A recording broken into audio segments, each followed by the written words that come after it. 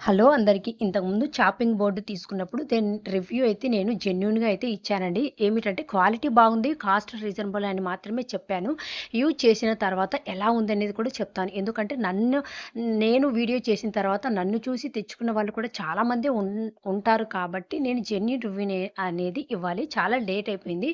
ఇప్పుడు చూపించినట్టు కిచెన్‌లో కౌంటర్ టాప్ అనేది గట్టు ఇలా ఉంటే మటుకు ఈ స్టీల్ చాపింగ్ బోర్డ్ అస్సలుకి సెట్ కాదు. ఇలా పెట్టడం వలన చూసారు కదా! ఈ వీడియోలో మీరే చూడండి క్లియర్‌గా ఇలా హెచ్చు తగ్గులనేది ఉంటుంది. సమాంతరంగా అనేది కూర్చోదండి. ఈ గట్టు లేని వాళ్ళకైతే ఈ చాపింగ్ బోర్డు కరెక్ట్‌గా కూర్చుంటుంది. సో, మీరే చూడండి వీడియోలో కరెక్ట్‌గా కూర్చున్నా సరే ఎందుకో ఈ స్టీల్‌ది కాబట్టి స్క్రాచెస్ పడుతున్నాయి. At the same time vegetables cut చేసేటప్పుడు సౌండ్ డిస్టర్బెన్స్ అయితే చాలానే ఉంటుందండి. ఈ సౌండ్ పొల్యూషన్ పడనోళ్ళకైతే అస్సలకే నచ్చదు. నాకైతే అస్సలకే నచ్చదు. ఇక రిటర్న్ ఇవ్వడానికి నాకు టైం కూడా దాటిపోయింది కనుక ఏమి చేయలేక ఇలా అయితే నేను వేడి వస్తువులు పెట్టేదానికి యూజ్ అవుతుందనేసి ఇక్కడైతే పెట్టేశాను. సో, మీరైతే చూసి తీసుకోండి. Thank you for watching. ఈ వీడియో నచ్చితే ప్లీజ్ లైక్ చేయండి, షేర్ చేయండి, సబ్స్క్రైబ్ చేయడం అయితే అస్సలు మర్చిపోద్దండి.